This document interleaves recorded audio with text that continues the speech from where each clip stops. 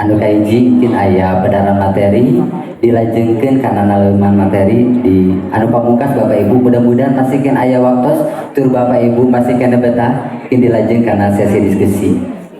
Aya babasan Bapak Ibu moal bogoh lamun teu wano. Ayeuna baris diawaskeun CV dua panyatur hebat. Anu kahiji mangga Ibu Dr. Hajah Herawati SSMA. Tantos keahlian utamanya Bapak Ibu, linguistik, peneliti bahasa, pengajaran BIPA, kemudian manajemen lembaga kebahasaan. Luar biasa. Pendidikan formal beliau Bapak Ibu, hapunten pamisara anjeunna mah kadang-kadang kada alih kode. Oke, pendidikan formal beliau yang pertama S1 Sastra Inggris Universitas Hasanuddin Makassar, dilanjutkan S2 Magister Linguistik di UGM Bapak Ibu, dilanjutkan masih linguistik S3 nyangking doktor di Universitas Gadjah Mada Yogyakarta. Pengalaman manajerial secara strategis anjeunna anu ayeuna Bapak Ibu nuju ngaluhuhan Kepala Balai Bahasa Provinsi Jawa Barat warsi 2023 dugi ka ayeuna. Sateacana janten ka Balai Provinsi Bali warsi 2022 dugi ka 2023 Kepala Kantor Bahasa Provinsi Sulawesi Tenggara 2020 dugi ka 2022, anggota Ban SM Provinsi Sulteng 2017 dugi ka 2020, koordinator UKBI Provinsi Sulawesi Tenggara 2003 dugi ka 2006. Pengalaman profesional dan akademiknya Bapak Ibu, instruktur literasi baca tulis tingkat nasional Tiwarsi 2018 dugi ka ayeuna, pengajar BIPA Bahasa Indonesia bagi penutur asing di Universitas Maizu Chiang Mai Thailand 2018-2019, saksi ahli bahasa di Kepolisian Daerah Sulawesi Tengah 2014 dugi ka 2020, dosen luar biasa bahasa Inggris dan bahasa Indonesia Universitas Tadulako dan IAIN Palu. Salajengna peneliti dan penyuluh bahasa Indonesia 2005 sampai sekarang Bapak Ibu. Kemudian pengkaji kebahasaan Balai Bahasa Sulteng 2001-2005. Beberapa karya beliau Bapak Ibu dalam bentuk buku yaitu Tiga Sekawan dan Posalia, Sosio Dialektologi Bahasa Bugis di Sinjai, Citra Manusia dalam Cerita Rakyat Kaili, Sikap Bahasa Para Pengusaha di Sulawesi Tengah, dan Kontak Bahasa Antar Komunitas Multi Etnik di Sulawesi Tengah. Aya keneh 5 lembar di Bapak Ibu. Oke. Makalah dan artikel ilmiah Bapak Ibu yang internasionalnya ya, taya leta Sunda saya ngomong bahasa Inggris teh.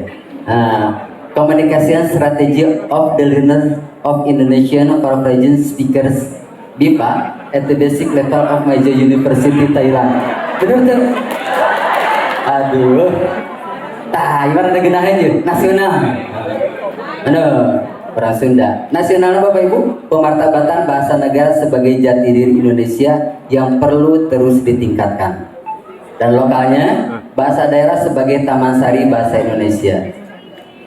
Kemudian kalau di bidang organisasi beliau adalah anggota Dewan Pakar Pembina HISKI, Himpunan Sarjana Kesusastraan Indonesia, di Komisariat Sulawesi Tengah. Hararese tuleta Sunda yang panjang.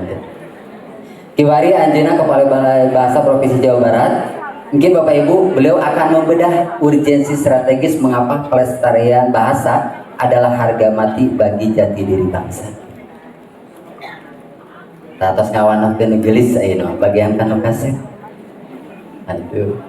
Kami Kang Iman mah alih disebat ahli dina sanes. Nah, anjeunna mah hayong seniman, budayawan. Pada sami Bapak Ibu, dua sosok ini adalah pengajar Bapak Ibu, dosen semua. Kang Iman Soleh lahir di Bandung 5 Maret mal nyarioskeun tahun nama tos aya. Aya. Parantos kasohor Bapak Ibu salaku sutradara sareng aktor aktif dina kegiatan kasusastraan. Hirup kumpuh di lingkungan teater di tahun 1885 nalika simkuring medal ke alam dunia di STB Bandung Bapak Ibu. Payung hitam teater kecil Arifin Cek Nur. Kantos hijrah tuh. Hijrah ke manakah? Ke Afrika bersama teater Talipot mentas di Hippodrome Theater Prancis. Kantor di ulang ke Jepang, pementasan di New National Theater Tokyo, Yokohama. Kantor kain uleman di Youth Performing Art di Lahore, Pakistan. Di Australia, jantan asisten for stage manager di kelompok Saitre Theater Sydney. Sarang aktor sutradara Brazil, Australia, Palestina, dan Israel. Yunani, sarang Jerman Bapak Ibu. Kayaknya kan? Ya. Kiwari Bapak Ibu, Anjena Direktur Artistik CCL, Celah-Celah Langit, dan dosen teater di ISBI Bandung. Tantos sadayana partos uninga Anjena seniman, budayawan, pendidik, nubaris medan, pamarkan Bapak Ibu pendekatan. Abi emut gunung catur, saminggu kapengker, saminggu kapengker, saur pamantri, salah sagios deep learning anu karawas nyaeta di bidang seni nya kan. Tangkin hayang dipedahin deep learning tidak jahat seni siga kumaha Bapak Ibu. Ya. Bikin ngahudang Bapak Ibu mungkin karang siswa karena diajar bahasa Sunda.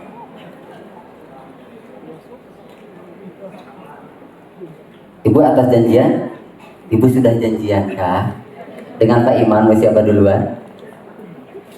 Oke. Ini yang paling senang dari Bu Hera ya. Bapak Ibu nanti akan mendengar bagaimana pemateri yang pertama ini Bapak Ibu, Ibu Dr. Herawati nanti akan menjelaskan Bapak Ibu, kemudian membahas bagaimana peta dan kompas strategis Bapak Ibu. Tuh, pindah deui. Dina ngungkulan Bapak Ibu kamu mulai bahasa Indung. Kalangkungan program revitalisasi bahasa daerah bakal dipagar oge Bapak Ibu kalian pertela yen bahasa Indung teh mangrupa indungna sejarah. Satarasa baris dipedar kumaha regulasi serta kolaborasi sakumna pihak jantan benteng pamungkas sangkan bahasa daerah ti jantan saukur artefak Bapak Ibu di Museum Kapayunan. Ka Ibu Dr. Haja Herawati waktu sinar tepat kasanggakeun. Terima kasih. Bismillahirrahmanirrahim. Yang terhormat Kepala Dinas Pendidikan Kabupaten Purwakarta dan yang saya hormati juga seluruh jajaran pemerintah daerah, organisasi perangkat daerah atau OPD Kabupaten Purwakarta, moderator, narasumber, dan tentu saja teristimewa Bapak dan Ibu sekalian peserta kegiatan Sawala bahasa Sunda ya, Sawala Atikan bahasa Sunda. Assalamualaikum warahmatullahi wabarakatuh. Waalaikumsalam warahmatullahi wabarakatuh. Selamat siang dan salam sejahtera. Alhamdulillah, puji dan syukur senantiasa kita panjatkan kepada Tuhan yang Maha Kuasa, Allah Subhanahu wa Ta'ala, yang senantiasa melimpahkan rahmat dan karunia-Nya kepada kita semua. Tadi pewara kalau dalam bahasa Sunda pewara Panumbu catur. Panumbu catur. Ya, saya baru ingat ini pelantang. Bapak dan Ibu, simkuring sanes orang Sunda Bapak dan Ibu. Iya. Wong tos diajar bahasa Sunda kedah nama tos biasanya Rio Sunda Bapak dan Ibu. Tapi saya khawatir jangan sampai saya mengalami gagap bicara karena takut salah ngomong kalau bahasa Sunda Bapak dan Ibu ya. Jadi izinkan saya untuk menggunakan bahasa Indonesia. Biasanya saya selalu berlindung di balik regulasi Bapak dan Ibu. Bahwa di dalam Perpres 63 tahun 2019 ketika kita berbicara di forum resmi, maka itu wajib menggunakan bahasa Indonesia. Jadi saya terselamatkan ya Bapak dan Ibu ya. Ya, baik, tidak masalah. Namun sebagai bentuk kecintaan saya terhadap bahasa dan budaya Sunda, izinkan saya menyampaikan satu sindiran. Harusnya sih 100 ya Bapak dan Ibu ya, namun satu saja, satu cukup. Di Cijerah meser gurilem. Asik. Mulangna ke Jalan Banda. Asik. Bingah pisan tos diulem. Ke acara meling poe bahasa Indung, bahasa Sunda. Alhamdulillah kita berkesempatan hadir di tempat ini. Kita bertemu secara luring. Bapak dan Ibu tadi pewara sudah menyampaikan bahwa saya akan menyampaikan informasi atau mungkin lebih tepatnya kita akan berdiskusi terkait seperti apa dinamika pelestarian bahasa dan sastra daerah dan seperti apa seharusnya tanggung jawab kita sebagai pemilik jati, sebagai penutur jati bahasa daerah untuk bisa melestarikan bahasa daerah dan sebagai bentuk tanggung jawab kita untuk menjaga identitas kelokalan kita, yaitu bahasa, sastra, dan budaya daerah. Dalam hal ini mungkin kita akan berbicara tentang bahasa Sunda, Bapak dan Ibu. Jadi tadi pada saat moderator menyampaikan biodata, mungkin Bapak dan Ibu sudah ada gambaran bahwa kalau orang Sunda biasanya mengaku sebagai USA, orang Sunda asli. Kalau saya orang Swiss, Bapak dan Ibu. Ya, karena saya lahir dan besar di Swiss, jadi saya ini diimpor ke tanah Pasundan. Karena saya adalah orang Swiss, saya lahir dan besar di sekitar wilayah Sulawesi Selatan. Iya, seperti itu. Iya.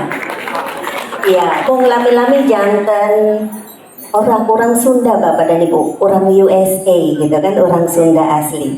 Karena saya sangat betah di Jawa Barat. Buktinya saya sudah 3 tahun lebih bertugas di Jawa Barat. Jadi saya ini TKI lokal, Bapak dan Ibu, tenaga kerja intelektual lokal. Saya sudah bertugas di beberapa provinsi dan tanggung jawab utama saya adalah di bidang kebahasaan dan kesastraan, dan salah satunya adalah mengawal upaya pelestarian bahasa daerah.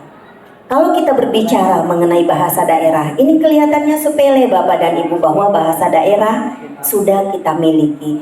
Tadi Om Zain, Pak Bupati Purwakarta sudah menyampaikan bahwa bahasa ibu adalah bahasa yang pertama kali kita kenal, yang pertama kali kita gunakan di dalam keseharian kita, di dalam komunikasi kita. Namun sejatinya bahasa daerah setakat ini sudah mulai mengalami pergeseran Bapak dan Ibu. Ada beberapa faktor yang menyebabkan terjadinya pergeseran ini. Ada yang karena perkawinan beda etnis, ada yang karena mungkin latar belakang pendidikan orang tuanya sudah tinggi sehingga biasanya lebih memilih untuk menggunakan bahasa Indonesia sebagai bahasa pertama yang diperkenalkan kepada anak-anak mereka. Lalu ada yang karena faktor perpindahan, mobilitas yang tinggi itu juga akan memengaruhi faktor pemilihan bahasa yang akan kita perkenalkan kepada anak-anak kita sebagai bahasa pertama atau bahasa ibu. Nah, tentu ini menjadi sebuah dinamika tersendiri Bapak dan Ibu. Dan kami sangat mengapresiasi pemerintah Kabupaten Purwakarta yang sudah melaksanakan kegiatan Mieling Poe Basa Indung Sadunya. Ya. Mieling. Oh, Mieling. Oke, baik ya. Nah, di dalam rangkaian peringatan Mieling Poe Basa Indung Sadunya, sudah tepat ya Bapak dan Ibu? Ya, ada anugerah Duta Bahasa Indung. Ini adalah sebuah terobosan baru yang menurut saya sangat-sangat patut kita apresiasi. Prakela Bapak dan Ibu. Ya. Jadi ini adalah sebuah bentuk nyata kepedulian kita dan juga kehadiran pemerintah daerah di dalam upaya melestarikan bahasa daerah. Mengapa saya selalu menyebut pemerintah daerah? Karena memang pemerintah daerah wajib untuk hadir di dalam upaya pelestarian bahasa dan sastra daerah. Tadi saya mendapatkan informasi bahwa peserta kegiatan Sawala ini adalah perwakilan dari para pendidik ya Bapak ya, para pendidik terutama bahasa daerah. Nah, tentu ada banyak dinamika yang kita hadapi di dalam upaya pelestarian bahasa dan sastra daerah. Tentu program yang dilaksanakan oleh pemerintah Kabupaten Purwakarta ada anugerah Duta Bahasa Indung, lalu kalau tidak salah tadi ada beberapa kegiatan lainnya yang sudah dilaksanakan, dan ini tentu sejalan dengan tujuan utama kita. Saya tidak tahu apakah nanti sudah berjalan salindianya Bapak dan Ibu. Apakah ya ini sudah sejalan dengan program pemerintah kita melalui Astacita Pemerintah Republik Indonesia, melalui program prioritas Kementerian Pendidikan Dasar dan Menengah yang menegaskan bahwa dari sekian banyak program prioritas itu dikemas ke dalam 6 program prioritas Bapak dan Ibu, dan program prioritas yang ke-6 terkait dengan pembangunan bahasa dan sastra, dan ini juga yang dilaksanakan oleh Balai Bahasa Provinsi Jawa Barat. Jadi ada adagum lama yang mengatakan seperti ini: tak kenal maka ta'aruf, iya. Tak kenal maka tak sayang. Jadi jangan sampai masih ada yang belum mengenal Balai Bahasa Provinsi Jawa Barat. Jadi kami adalah unit pelaksana teknis Badan Pengembangan dan Pembinaan Bahasa yang bertanggung jawab secara langsung untuk melaksanakan program pembangunan bahasa dan sastra di program prioritas yang ke-6 di Kementerian Pendidikan Dasar dan Menengah.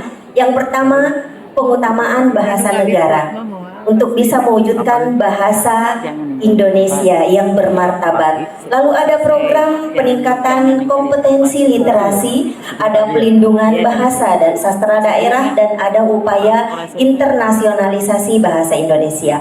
Tentu keempat program prioritas ini tidak akan mungkin bisa dilaksanakan dengan baik, tidak akan mungkin bisa berhasil implementasinya di seluruh pemangku kepentingan kalau tidak ada dukungan dari seluruh pemangku kepentingan, apatah lagi di dunia pendidikan. Bapak dan Ibu semua sebagai garda terdepan dunia pendidikan tentu memiliki tanggung jawab untuk bisa mewujudkan ini. Ini juga selaras dengan pesan, kalau boleh izin saya menyampaikan pesan dari Pak Wakil Menteri Pendidikan Dasar dan Menengah ketika melakukan kunjungan kerja di hari Senin kemarin mengunjungi satuan pendidikan. Beliau berpesan bahwa sebaiknya pengajaran bahasa Sunda itu bukan hanya sekadar pengajaran Bapak dan Ibu, namun harus menjadi sebuah pembiasaan. Fakta yang ada di lingkungan atau di dunia pendidikan kita setakat ini bahwa pengajaran bahasa Sunda masih sebatas menggugurkan kewajiban 2 JP setiap minggu. Namun pesan beliau bahwa sebisa mungkin bahasa Sunda dijadikan sebagai sebuah kebiasaan yang baik, jadi sebuah habitus yang positif.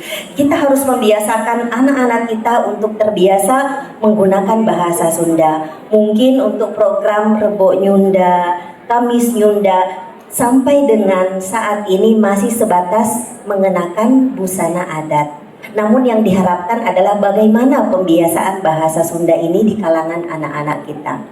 Karena pewarisan tanpa pembiasaan itu mungkin tidak akan berhasil 100%. Ketika kita hanya mengajarkan, kita hanya mendokumentasikan, maka yang ada hanyalah dokumentasi bahasa. Namun apakah bahasa itu sudah benar-benar hidup di tengah masyarakat kita untuk menjaga keberlangsungannya? Ini adalah tanggung jawab yang besar. Bukan tanggung jawab yang sepele, harus ada niat yang kuat untuk bisa melaksanakan itu. Bapak dan Ibu sekalian, lanjut. Nah, tadi ketika disinggung mengenai bahasa ibu, mengenai bahasa daerah, tentu kita harus menyamakan persepsi Bapak dan Ibu terkait dengan bahasa ibu dan bahasa daerah. Karena kalau kita berbicara mengenai bahasa daerah, tentu itu sangat identik dengan bahasa ibu. Namun seiring perkembangan zaman sudah ada kecenderungan bahwa bahasa ibu yang dikuasai oleh generasi muda, para generasi milenial, terutama generasi Z dan generasi Alpha, itu bukan lagi bahasa daerah Bapak dan Ibu, melainkan banyak yang sudah memilih menggunakan bahasa Indonesia. Meskipun mungkin ayah dan ibunya adalah penutur jati bahasa Sunda, namun bahasa pertama atau bahasa ibu anak-anak mereka adalah bahasa Indonesia. Dan kalau kita berbicara mengenai bahasa ibu, bahasa daerah, tentu ada 2 definisi yang secara distintif membedakan kedua istilah ini. Punten Kang, berapa menit waktu yang diberikan kepada saya?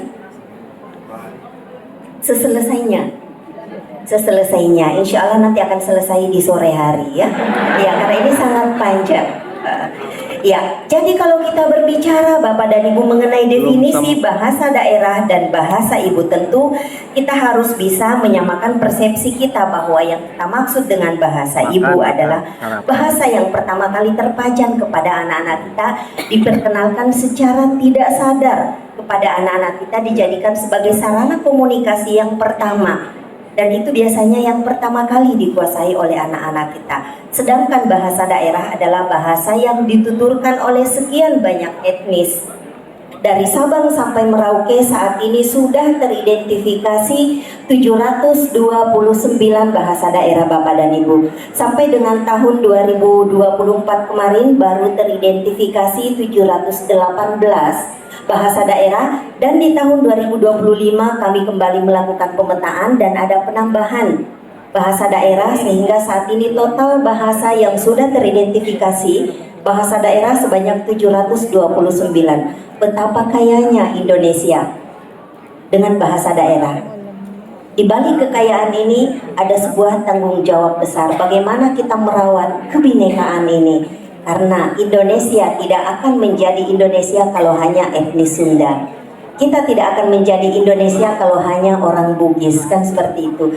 Kita tidak akan Indonesia kalau hanya orang Jawa.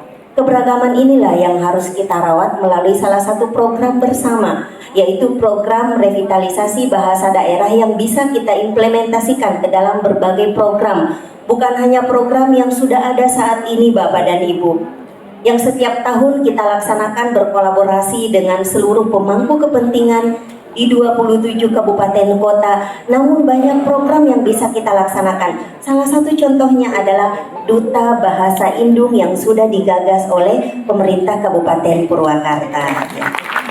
Nah, tentu tanggung jawab ini harus benar-benar kita laksanakan, bukan hanya sekadar slogan. Bukan hanya sekadar slogan bahwa bahasa daerah adalah identitas kelokalan kita. Ketika bahasa daerah itu punah, maka akan punah juga identitas dan budaya kita. Harus kita wujudkan. Saya sebagai orang Bugis tentu sangat bangga dengan budaya Bugis saya, kan seperti itu. Bapak dan Ibu sebagai orang Sunda tentu sangat-sangat bangga dengan budaya Sunda yang begitu adiluhung. Dan satu hal yang harus kita tarik benang merahnya bahwa sekian banyak budaya, sekian banyak bahasa, semuanya memiliki keunikan tersendiri. Tidak ada satu budaya pun yang menjadi budaya yang lebih tinggi, yang menjadi supremasi budaya dibandingkan budaya lain. Karena setiap budaya, setiap bahasa daerah tentu memiliki keistimewaan tersendiri. Dan di dalam bahasa daerah terkandung nilai-nilai budaya yang patut dan sangat penting untuk kita perkenalkan kepada anak-anak kita. Jangan sampai hanya kita orang-orang tua, tapi saya belum merasa tua sih Bapak dan Ibu ya. Jangan sampai hanya kita orang-orang tua yang tahu bahasa dan budaya daerah kita. Kewajiban kita untuk bisa memperkenalkan itu kepada anak-anak kita. Dan salah satunya melalui pengajaran bahasa Sunda di satuan pendidikan. Baik Bapak dan Ibu, kita lanjut. Kalau kita berbicara mengenai pelindungan bahasa dan sastra daerah, bagaimana upaya menjaga agar bahasa dan sastra daerah itu bisa terus hidup di tengah masyarakat? Tentu kita harus melakukan pelindungan melalui pengembangan. Pengembangan apa yang harus kita lakukan? Kita harus senantiasa memperkenalkan bahasa daerah itu. Dan salah satu indikator keberhasilannya adalah ketika indeks pemanfaatan bahasa daerah oleh penuturnya itu bisa terus mengalami peningkatan. Ada 5 variabel yang menentukan indeks pemanfaatan atau penggunaan bahasa daerah oleh penuturnya. Yang pertama itu terkait dengan jumlah penutur. Mungkin kita sudah sering mendengar bahwa secara jumlah, secara kuantitas bahasa Sunda itu masih tergolong bahasa yang aman karena jumlah penuturnya masih banyak. Jadi secara kajian vitalitas bahasa Sunda itu masih aman. Akan tetapi bahasa Sunda rentan mengalami pergeseran. Karena berdasarkan hasil kajian vitalitas ternyata penutur bahasa Sunda paling banyak berusia 40 tahun ke atas. Jadi penutur muda banyak yang sudah tidak lagi bisa menggunakan bahasa Sunda. Mungkin ada di antara anak-anak kita yang masih bisa menggunakan bahasa Sunda. Tetapi apakah benar mereka masih bisa memahami pundak pusuk bahasa Sunda? Belum sepenuhnya. Apakah anak-anak kita sudah terbiasa untuk menulis dan membaca aksara Sunda? Belum tentu semuanya bisa. Nah, ini adalah salah satu faktor yang memengaruhi dan menjadi indikator keberhasilan pemanfaatan bahasa daerah oleh penuturnya. Jumlah penutur, semakin berkurang penutur maka potensi untuk mengalami pergeseran atau kemunduran semakin besar. Dari 729 bahasa daerah Bapak dan Ibu, bahasa daerah terbanyak pertama ada di Provinsi Papua. Di Papua. Terbanyak kedua di Maluku Utara dan terbanyak ketiga di Nusa Tenggara Timur.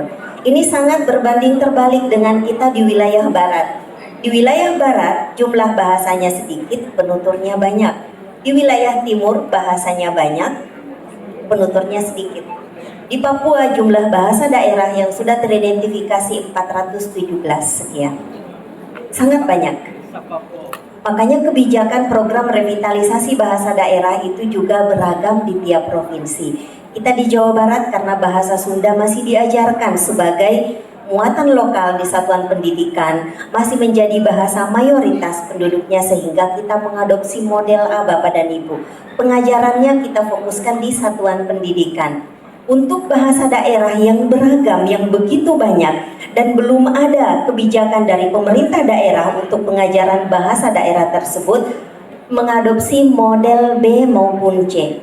Difokuskan di komunitas, ada yang difokuskan di satuan pendidikan. Nah, selain penutur, apalagi yang memengaruhi atau menjadi variabel indeks pemanfaatan bahasa daerah? Bahasa itu sendiri, Bapak dan Ibu. Saya yakin bahwa seluruh pengajar bahasa daerah yang hadir di sini tentu sudah merasakan seperti apa perjuangan untuk bisa terus mengajarkan bahasa Sunda. Dan di tahun 2026 ini kalau tidak salah ada kebijakan untuk memperkenalkan atau mengajarkan bahasa Inggris di satuan pendidikan di kelas awal ya Bapak dan Ibu. Tentu hal ini akan menjadi salah satu faktor yang bisa memicu bergesernya pengajaran dan penggunaan bahasa Sunda. Kita harus bersiap-siap untuk bisa mengantisipasi itu. Mungkin kedengarannya mudah, tinggal kita ajarkan bahasa Inggris, bahasa Indonesia, bahasa Sunda, tetapi apakah pengajaran ketiga bahasa itu benar-benar bisa berimbang? Belum lagi ketika kita bertanya kepada murid-murid kita, apakah mereka menyukai bahasa Indonesia, menyukai bahasa Sunda, menyukai bahasa Inggris dengan komposisi yang berimbang? Tentu, jujur mungkin anak-anak kita akan lebih memilih bahasa asing. Nah, menjadi tanggung jawab kita Bapak dan Ibu, bagaimana kita menumbuhkan sikap positif terhadap bahasa Sunda.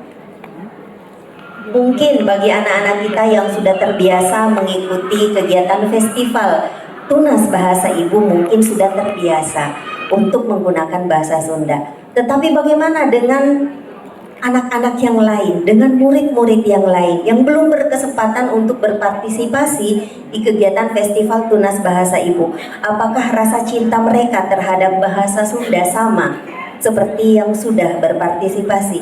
Itu belum tentu sama Bapak dan Ibu. Dan tanggung jawab kita untuk bisa menumbuhkan rasa cinta itu di semua satuan pendidikan, terutama di jenjang pendidikan dasar. Bukan hal yang mudah, namun saya yakin Bapak dan Ibu guru yang hadir di sini tentu memiliki cara untuk bisa menumbuhkan rasa cinta itu. Kalau kita berbicara mengenai variabel yang selanjutnya tentang guru, saya tidak ingin mengatakan lagi apa derita yang dialami, derita apa yang dialami oleh para guru bahasa daerah. Karena derita itu sama, hampir di semua provinsi Bapak dan Ibu. Namun, fakta yang ada, saya harapkan tidak mengurangi semangat kita untuk terus menjadi faktor penentu keberhasilan pelestarian bahasa daerah. Karena salah satu variabel yang menentukan adalah guru. Pengajar bahasa daerah tentu memiliki peran yang sangat-sangat krusial, yang sangat-sangat signifikan. Lalu selanjutnya, yang tidak kalah pentingnya adalah kita mungkin sudah mengajarkan bahasa dan sastra daerah. Kita sudah berupaya untuk mencintai bahasa dan sastra daerah. Namun ternyata yang tidak kalah pentingnya adalah kehadiran media, proses publikasi itu juga sangat-sangat penting. Kita patut bersyukur saat ini kita sudah bisa menikmati beragam suguhan bahasa, sastra, dan budaya daerah yang dikemas di platform-platform digital. Konten-konten digital sudah banyak dan mudah-mudahan ini bisa terus kita tumbuhkan. Kita juga patut berbangga untuk pelestarian bahasa Sunda melalui media publikasi. Saat ini majalah Mangle masih ada Bapak dan Ibu. Namun saya tidak yakin apakah kita yang hadir di ruangan ini masih pernah atau masih sering membiasakan diri untuk membaca majalah Mangle. Ya, Bacanya di online, Bu. masih alhamdulillah kalau masih. Karena jangan sampai itu hanya hidup di dalam minda dan manah kita Bapak dan Ibu. Tetapi tidak lagi kita biasakan untuk membaca bahasa dan aksara Sundanya. Kalau tidak salah Mang Leman tidak menggunakan aksara ya Kang ya. Hanya bahasa ya, tetapi ditulis dengan aksara Latin. Ya, Oh. sebenarnya untuk bisa mewariskan itu perlu juga ya Bapak dan Ibu untuk memperkenalkan aksara itu. Baik Bapak dan Ibu, tadi kalau kita berbicara mengenai regulasi sudah sempat saya singgung bahwa di dalam pelaksanaan program pelindungan bahasa dan sastra daerah ini tentu bukan sebuah program yang ujuk-ujuk.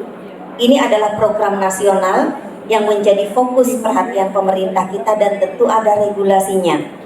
Selain di Undang-Undang Dasar 1945, ada Undang-Undang Nomor 24 Tahun 2009 mengenai bendera, bahasa, lambang negara, serta lagu kebangsaan yang harus kita wujudkan ke dalam Trigatra Bangun Bahasa, yaitu utamakan bahasa Indonesia, lestarikan bahasa daerah, dan kuasai bahasa asing. Sudah sepatutnya Trigatra Bangun Bahasa ini kita wujudkan dan jangan sampai menjadi piramida terbalik. Kita lebih bangga kalau bisa menggunakan bahasa asing. Kita tidak lagi merasa bersalah ketika kita melupakan atau meninggalkan bahasa daerah, dan kesalahan berbahasa Indonesia yang baik dan benar kita anggap sebagai hal yang lumrah. Nah, jangan sampai Trigatra Bangun Bahasa ini menjadi piramida terbalik. Karena kita harus mengutamakan bahasa Indonesia, kita melestarikan bahasa daerah, dan kita menguasai bahasa asing. Makanya saya menggunakan bahasa Indonesia Bapak dan Ibu. Ya, alasan ya sebenarnya ya. Baik, nah selain itu Bapak dan Ibu, ada Peraturan Menteri Pendidikan Dasar dan Menengah Nomor 2 Tahun 2025 mengenai pengawasan bahasa Indonesia, dan itu ada tindak lanjut berupa surat edaran dari Menteri Dalam Negeri nomor 400 garis miring SC 78686 ya Bapak dan Ibu, mengenai pengawasan penggunaan bahasa Indonesia dan juga pelestarian bahasa daerah. Salin dia berikutnya. Jadi Permendikdasmen nomor 2 tahun 2025 itu ditindaklanjuti dengan adanya surat edaran dari Menteri Dalam Negeri, dan tentu ini menjadi tanggung jawab seluruh pemangku kepentingan melalui pemerintah daerah untuk bisa melaksanakan pengawasan penggunaan bahasa Indonesia dan tentu saja pelestarian bahasa dan sastra daerah. Jadi pemerintah Kabupaten Purwakarta sebelum adanya edaran ini sudah berpartisipasi di dalam upaya pelestarian bahasa dan sastra daerah. Jadi harus kita jaga. Mudah-mudahan nanti ke depannya pemerintah Kabupaten Purwakarta juga bisa menjadi salah satu percontohan pemerintah daerah yang memiliki perhatian yang tinggi, perhatian yang baik terhadap upaya pelestarian bahasa dan sastra daerah. Itu harapan kita Bapak dan Ibu. Selanjutnya, Salindia selanjutnya. Nah, Bapak dan Ibu, terkait dengan program revitalisasi bahasa daerah, mohon izin saya menyampaikan di sini bahwa kita di Jawa Barat sudah melaksanakan program revitalisasi bahasa daerah sejak tahun 2021. Dan alhamdulillah setiap tahun seluruh perwakilan dari 27 kabupaten kota itu berpartisipasi secara aktif di dalam program revitalisasi bahasa daerah melalui program Festival Tunas Bahasa Ibu. Namun ada beberapa catatan Bapak dan Ibu yang mungkin perlu menjadi perhatian kita bersama, bahwa ternyata pelaksanaan RBD atau pelaksanaan FTBI di setiap kabupaten kota ternyata itu masih sangat-sangat beragam. Masih sangat beragam Bapak dan Ibu. Kami sangat mengapresiasi seluruh pihak yang ada di kabupaten kota yang sudah melibatkan seluruh pemangku kepentingan. Jadi kalau kita berbicara mengenai upaya pelindungan dan pelestarian bahasa daerah, bukan hanya satuan pendidikan yang memiliki tanggung jawab, bukan hanya satuan pendidikan yang harus kita libatkan, melainkan beragam pemangku kepentingan dari budayawan, sastrawan, komunitas pemangku adat itu harus kita libatkan semua, masyarakat, keluarga, semuanya harus terlibat di dalam upaya pelestarian bahasa daerah. Jadi kalau kita berbicara mengenai FTBI, tanggung jawab itu bukan hanya murid dan guru bahasa daerah dan kepala sekolah, melainkan seluruh pemangku kepentingan harus terlibat di dalam program pelindungan bahasa dan sastra daerah. Makanya setiap tahun kami meminta informasi dari setiap kabupaten kota jumlah partisipan FTBI yang ada di kabupaten kota Bapak dan Ibu. Itu bukan hanya sekadar pemenuhan data yang kami butuhkan di Balai Bahasa Provinsi Jawa Barat, namun data itu menjadi bagian dari data nasional pelaksanaan revitalisasi bahasa daerah. Sehingga kami sangat mengharapkan dukungan dari seluruh pemangku kepentingan untuk bisa mengirimkan informasi atau data itu, karena data itu nanti akan menjadi salah satu data yang kami himpun, yang kami laporkan ke pusat. Dan saat ini juga sudah ada aplikasi yang ada di Balai Bahasa Provinsi Jawa Barat, namanya aplikasi Sirung Bahasa Bapak dan Ibu.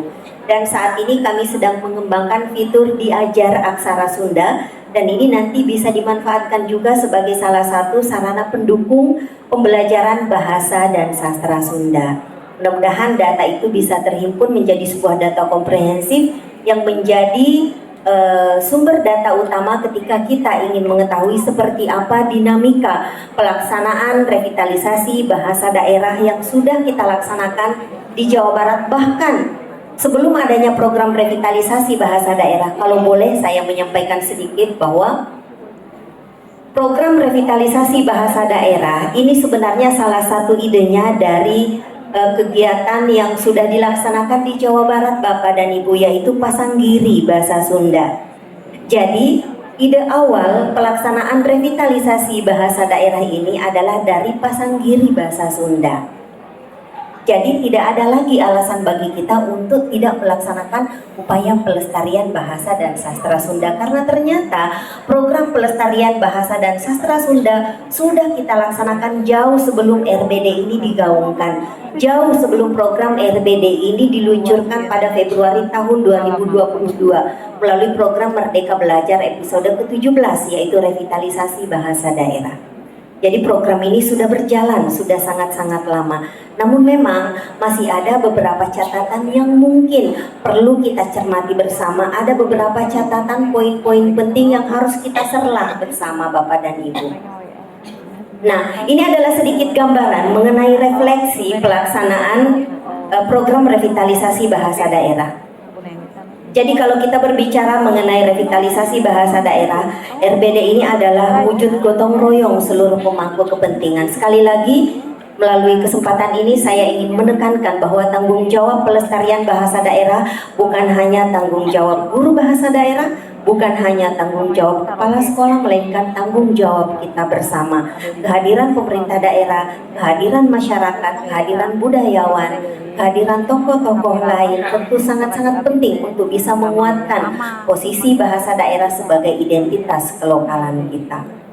Lalu yang kedua, kalau kita berbicara mengenai RBD, maka RBD ini sebagai upaya untuk menjaga identitas dan jati diri bangsa.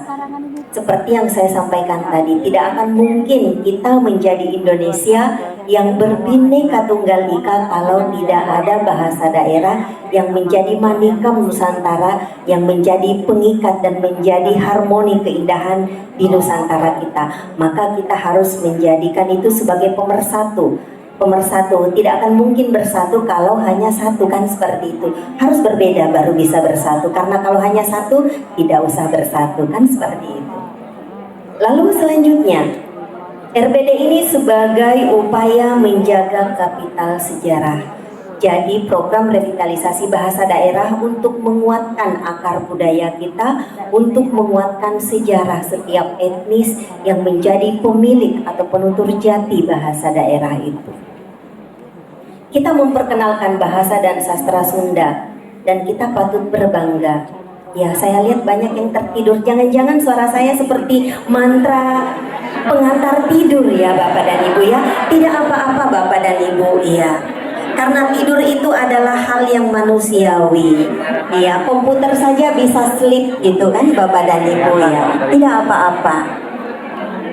Kami sangat maklum Bapak dan Ibu, mungkin kesibukan Bapak dan Ibu ya.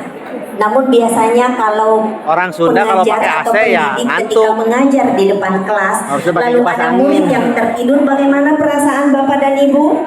Biasa pakai kipas Bahagia. angin, Bu. Bahagia. Jadi pakai Jangan AC. marah Bapak dan Ibu. Justru ketika ada yang tidur ketika kita berbicara, kita harus bahagia. Mengapa kita bisa mengantarkan orang itu untuk memperoleh ketenangan seperti itu? Biasa pakai kipas Tidak angin, pakai apa-apa, AC ya Bapak udah, dan Ibu. Ya, ngantuk. baik. Ya, saya lanjutkan ya. Mohon maaf Bapak dan Ibu, mengantuk boleh, tapi kalau tidur kalau bisa jangan ya. Nanti jangan sampai penutupan Bapak dan Ibu belum terbangun. Ya. Yang keempat Bapak dan Ibu, bahwa RBD ini sebagai upaya untuk menyelamatkan bahasa yang terancam punah. Ya, mungkin sekali lagi kita di Jawa Barat tidak perlu khawatir. Bahasa Sunda, Cirebon Dermayu, Melayu Betawi mungkin masih hidup di tengah-tengah kita, apalagi bahasa Sunda. Mengapa? Bahasa Sunda ada sistem aksaranya. Dari 729 bahasa daerah yang sudah teridentifikasi, tidak sampai 10% dari bahasa daerah itu yang memiliki sistem aksara sendiri. Sehingga ketika diajarkan kepada generasi mudanya, baik di satuan pendidikan maupun di komunitas, maka bahasa daerah itu diajarkan dengan menggunakan aksara Latin. Tentu semangat untuk mempelajari bahasa daerah itu akan berbeda ketika kita bisa mempelajari bahasa dan sastra daerah itu termasuk aksaranya Bapak dan Ibu. Maka pelestarian aksara juga sangat-sangat penting. Pengajaran aksara bahasa daerah juga sangat-sangat penting. Karena tidak semua bahasa daerah itu memiliki sistem aksara. Bahkan sudah ada bahasa daerah yang dinyatakan punah yang ada di Papua dan di Maluku. Kalau tidak salah ada sekitar 11 bahasa daerah yang sudah dinyatakan punah.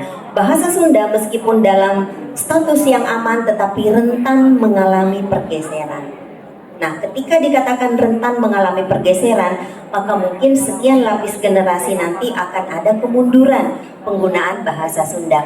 Tentu hal itu tidak kita inginkan.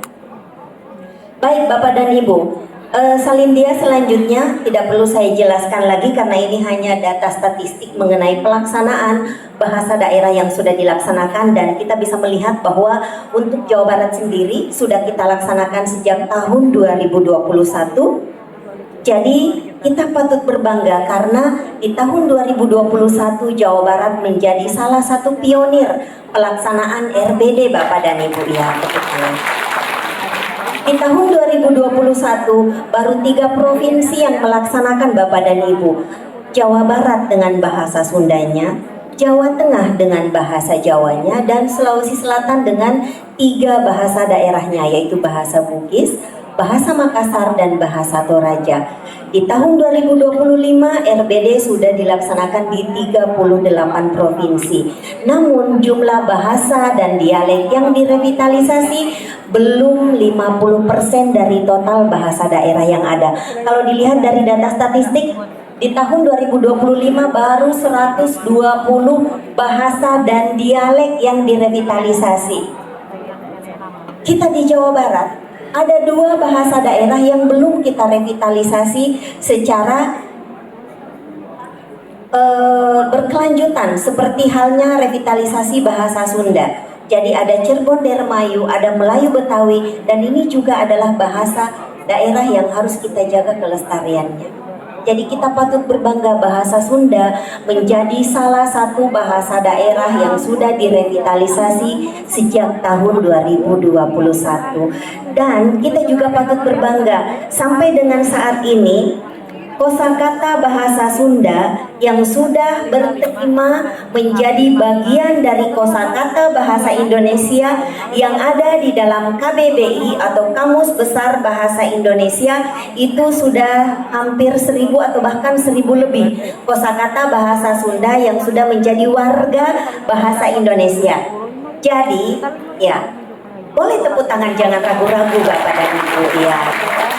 Jadi ini bukan forum untuk menjustifikasi. Jadi kita santai saja Bapak dan Ibu, jangan terlalu tegang. Kalau mau tepuk tangan boleh, iya. Jadi bahasa Sunda saat ini menjadi bahasa daerah kedua, menjadi penyumbang kosakata terbanyak kedua setelah bahasa Jawa. Jadi banyak kosakata bahasa Sunda yang ketika dituliskan di dalam konteks bahasa Indonesia tidak perlu lagi ditulis dengan huruf miring. Misalnya kata ngabuburit, ngabuburit bukan lagi dimiliki oleh orang Sunda saja. Namun ngabuburit sudah menjadi kosakata bahasa Indonesia. Jadi betapa bangganya kita sebagai orang Sunda. Ya kan? Konsep ngabuburit diadopsi menjadi kosakata yang umum dalam bahasa Indonesia dan hampir 1000 kosakata lainnya yang sudah ada di dalam KBBI. Kalau Bapak dan Ibu tidak percaya apa yang saya sampaikan, silakan buka KBBI dan coba cari kosakata bahasa Sunda yang Bapak dan Ibu kenal, pasti sangat banyak. Ya, mudah-mudahan bisa sampai 1000 ya Bapak dan Ibu ya, yang Bapak dan Ibu temukan. Yang jelasnya sudah sekitar 1000 lebih yang ada di dalam KBBI. Jadi kita patut berbangga dengan hal itu. Nah Bapak dan Ibu sekalian, saya tidak perlu menjelaskan lagi secara detail apa sih fungsi bahasa daerah, karena tentu kita sudah memahami bersama. Salindia selanjutnya, fungsi bahasa daerah kita sudah memahami bersama. Tadi juga sudah saya sampaikan bagian dari fungsi bahasa daerah itu. Namun mungkin satu hal yang perlu kita garis bawahi bahwa bahasa daerah itu ada kalanya kita lupakan di fungsi yang keempat, penguat solidaritas sosial. Ini ada kalanya kita lupakan untuk kita perkenalkan kepada anak-anak kita ketika kita memperkenalkan bahasa dan budaya Sunda, kan seperti itu. Salah satu fungsi bahasa daerah sebagai penguat solidaritas sosial. Setakat ini sering kita jumpai kondisi di lingkungan pendidikan, di satuan pendidikan, solidaritas sosial itu sudah mulai luntur Bapak dan Ibu. Padahal sejatinya ketika kita bisa merawat bahasa daerah itu, maka tentu bahasa daerah itu menjadi penguat solidaritas sosial yang tentu harus juga kita bekalkan kepada anak-anak kita. Karena kalau hanya kecerdasan intelektual, itu tidak akan mungkin bisa menjadi generasi yang harus ada kecerdasan emosional, harus ada kecerdasan sosial. Nah, kecerdasan sosial salah satunya bisa kita kembangkan melalui pembelajaran hal-hal atau nilai-nilai yang bisa menjadi penguat solidaritas sosial ini. Ini kelihatannya sepele, kelihatannya ringan, kelihatannya mudah, namun seringkali kita lupakan. Terutama ketika kita mendidik anak-anak kita. Ternyata bahasa daerah sebagai salah satu penguat solidaritas sosial. Selain sebagai pewarisan nilai tradisi, sarana komunikasi lokal, dan juga sebagai identitas budaya. Salindia selanjutnya, mudah-mudahan Bapak dan Ibu masih berkenan untuk mendengarkan penjelasan saya. Masih beberapa salindia lagi Bapak dan Ibu. Nah, mengenai pergeseran penggunaan bahasa Sunda, tadi sudah sempat saya singgung di awal bahwa ada beberapa faktor yang memengaruhi penggunaan bahasa itu sehingga ada kecenderungan sebuah bahasa mengalami pergeseran. Jangankan bahasa daerah Bapak dan Ibu, saat ini bahasa Indonesia saja sudah mulai mengalami pergeseran. Kalau kita mau jujur, di ruang-ruang publik, di lanskap-lanskap bahasa, berapa banyak bahasa Indonesia yang digunakan, berapa banyak bahasa asing, terutama bahasa Inggris yang digunakan. Ibu-ibu tentu lebih mengenal kata laundry daripada kata penatu, ya kan? Penatu. Ada yang mengatakan binatu, namun itu bentuk yang tidak baku. Yang baku adalah penatu. Berapa banyak warga negara Indonesia yang mengenal kata penatu dibandingkan kata laundry? Jadi jangankan bahasa daerah, bahasa Indonesia pun sudah mulai bergeser penggunaannya. Kita lebih bangga kalau bisa menggunakan istilah outbound daripada kata mancakrida. Kita lebih mengenal kata boulevard daripada kata adimarga. Padahal begitu banyak istilah atau kata di dalam bahasa Indonesia yang sudah menjadi padanan dari kosakata bahasa asing. Jadi sangat-sangat miris jika bahasa Indonesia pun sudah mulai bergeser penggunaannya. Meeting. Apatah lagi bahasa Sunda, apatah lagi bahasa daerah, kan seperti itu. Nah, inilah yang harus kita sadari bersama, bahwa meskipun di tengah derasnya arus globalisasi, dominasi bahasa asing tentu tidak menjadi hal yang melemahkan identitas kita, hal yang melemahkan identitas kelokalan kita. Boleh anak-anak kita mempelajari bahasa Korea, boleh mempelajari bahasa asing lain, tetapi identitas kelokalan mereka sebagai orang Sunda harus tetap dijaga. Jangan sampai anak-anak kita justru tercerabut dari akar budaya lokal, yang ada jadinya ke barat-baratan, kan seperti itu, jadi ke Inggris, ya kan? Karena katanya lebih pede kalau bisa menggunakan bahasa asing. Nah, tidak dilarang untuk menggunakan bahasa asing, namun ada ranah penggunaannya dan sudah diatur di dalam Undang-Undang Nomor 24 Tahun 2009 mengenai bendera, bahasa, lambang negara serta lagu kebangsaan. Lalu apalagi yang menjadi faktor terjadinya pergeseran? Pengaruh globalisasi. Globalisasi tentu sangat-sangat masif dampaknya Bapak dan Ibu. Berapa banyak generasi muda yang sudah mengikuti budaya barat, alih-alih melakukan modernisasi, yang dilakukan adalah westernisasi. Jangan sampai ini terjadi di Purwakarta. Lalu berkurangnya penggunaan bahasa di generasi muda, risiko kepunahan bahasa. Lalu selanjutnya, ketika kita berbicara mengenai bahasa, tentu kita akan berbicara mengenai identitas, karena bahasa daerah sebagai identitas lokal kita, bahasa Indonesia sebagai identitas nasional kita, tentu kita harus menjaga identitas itu, karena jangan sampai kita seperti ikan sarden di dalam kaleng. Ada tidak identitas sarden di dalam kaleng Bapak dan Ibu?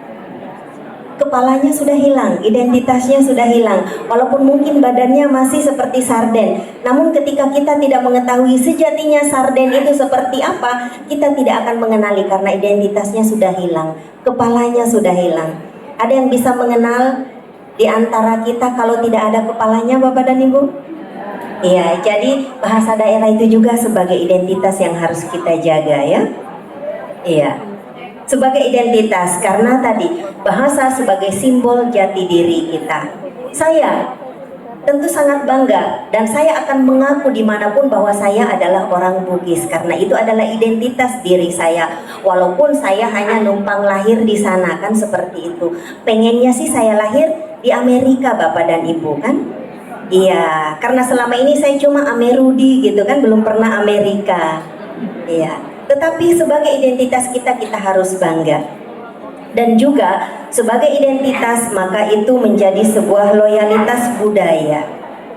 Nah, nanti mungkin kalau terkait budaya itu ranah atau kewenangan Kang Iman untuk menjelaskan seperti apa budaya dan bahasa ketika ditautkan. Lalu kebanggaan menggunakan bahasa daerah. Lalu representasi nilai lokal. Ini yang tidak bisa kita tinggalkan.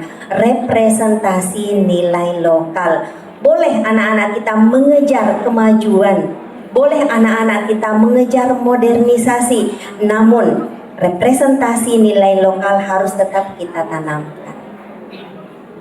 Kita sudah melihat setakat ini pergeseran. Anak-anak kita apakah nilai kesantunannya sama dengan kita dulu ketika bertemu dengan Bapak dan Ibu guru? Sudah berbeda. Ada yang selalu berdalihkan zamannya beda. Sebenarnya kalau kita mau jujur, harapan kita bahwa di generasi manapun yang namanya nilai-nilai kesantunan, adab, kesantunan itu harus selalu sama sebagai simbol jati diri, sebagai simbol identitas kelokalan kita. Jangan karena kita hidup di tahun 2026, lalu boleh anak kita berbicara kurang ajar kepada orang tua. Tentu kita tidak menginginkan itu. Jadi harus tetap kita perkenalkan. Karena apa? Itu sebagai nilai kesantunan yang harus selalu kita ajarkan. Mungkin kedengarannya sepele Bapak dan Ibu dan terkesan biasa, tetapi belum tentu benar-benar bisa kita implementasikan.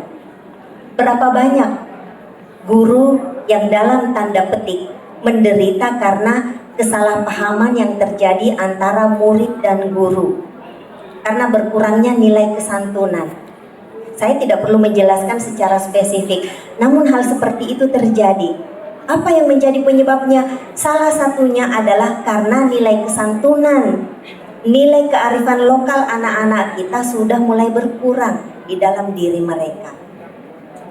Nah, tentu ini menjadi tanggung jawab kita bersama untuk bisa menguatkan itu kembali.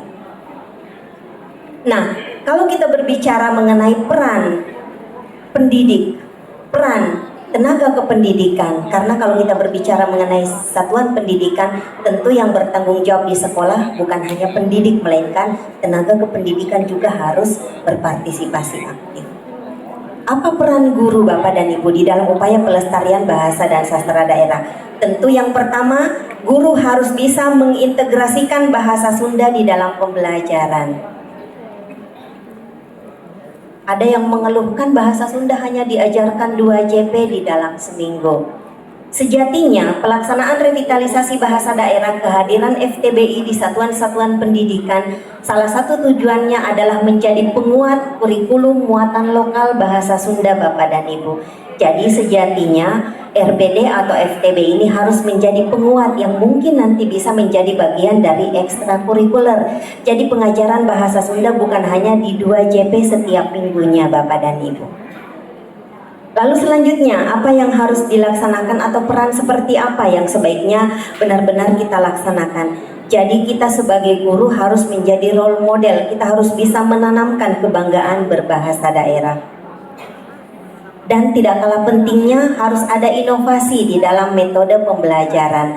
Mengapa? Karena kalau kolonial ketemu milenial tidak akan nyambung. Ketika kita meminta anak-anak kita untuk duduk manis, belajar bahasa dan aksara Sunda di dalam kelas dengan cara yang sama ketika kita mempelajari aksara bahasa daerah, tentu itu tidak akan berterima bagi anak-anak kita. Mengapa?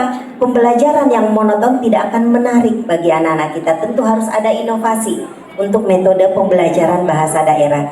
Jadi itu tadi, ketika ada bahasa, 3 bahasa, bahasa daerah, bahasa Indonesia, bahasa asing, anak-anak kita bisa mencintai dan menyukai untuk mempelajari ketiga bahasa itu secara seimbang.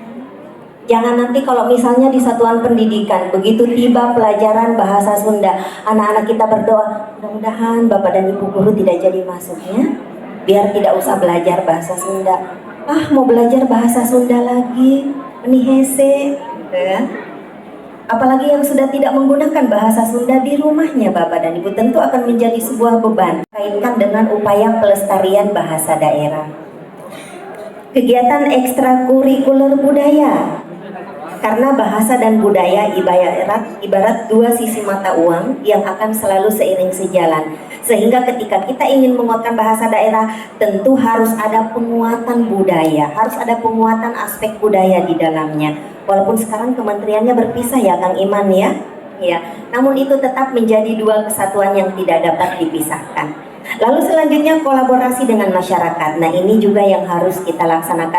Mungkin sekali waktu untuk pembelajaran bahasa Sunda kita bisa mengajak anak-anak kita untuk keluar, melihat seperti apa kehidupan atau penggunaan bahasa Sunda yang sesungguhnya. Jadi pengajaran bahasa Sunda itu tidak harus selalu di dalam kelas. Mungkin kita bisa mengajak anak-anak kita ke pasar atau kemana, ke tempat-tempat yang menarik sehingga mereka benar-benar bisa melakukan praktik baik penggunaan bahasa Sunda, sehingga itu bisa menjadi aktivitas yang menyenangkan. Jadi bahasa Sunda yang dipelajari oleh anak-anak kita bukan hanya bahasa Sunda yang ada di atas kertas, tetapi bahasa Sunda yang sejatinya Bapak dan Ibu, praktik penggunaannya. Nah, itu tadi menggarisbawahi harapan Wakil Menteri Pendidikan Dasar dan Menengah bahwa bahasa Sunda jangan hanya menjadi pengajaran, jangan hanya menjadi materi yang diajarkan di kelas, namun harus menjadi sebuah pembiasaan melalui penggunaan, terutama di kelas 1, 2, dan 3. Jadi di jenjang awal, di satuan pendidikan di jenjang awal itu wajib menjadikan bahasa Sunda sebagai sebuah habitus yang positif, sebagai sebuah praktik baik upaya pelestarian bahasa dan sastra daerah. Nah, seperti itu yang bisa saya sampaikan Bapak dan Ibu. Kita sampai pada salindia terakhir. Kita harus menyadari bahwa bahasa daerah adalah warisan budaya yang harus dijaga untuk memperkuat jati diri bangsa di tengah arus globalisasi. Semoga upaya pelestarian bahasa daerah bukan hanya menjadi slogan, kita seperti bertanam tebu di bibir gitu kan, bermanis-manis kata, tetapi kita tidak melakukan upaya nyata untuk bisa melestarikan bahasa dan sastra daerah. Dengan cara apa? Mencintai bahasa daerah dan menggunakan bahasa daerah itu. Seperti itu yang bisa saya sampaikan Bapak dan Ibu. Mudah-mudahan yang saya sampaikan ini bisa memberikan manfaat. Mudah-mudahan bukan hanya sekadar mendengarkan, tetapi mari kita bersama-sama menumbuhkan rasa cinta kita terhadap bahasa daerah. Kalau tadi, ya, terima kasih. Kalau tadi saya mengawali dengan 1 pantun, saya akan mengakhiri dengan 20 pantun. Cisitu ke jalan pungkur, Cisaranten kasoreang, sakitu nuka pihatur hapunten seueur kakirang. Daun sukun sarikaya cantiki kata pangsari. Atur nuhun kasadayana mugi urang tepang deui. Terima kasih. Wassalamualaikum warahmatullahi wabarakatuh. Hatur nuhun. Waalaikumsalam warahmatullahi wabarakatuh.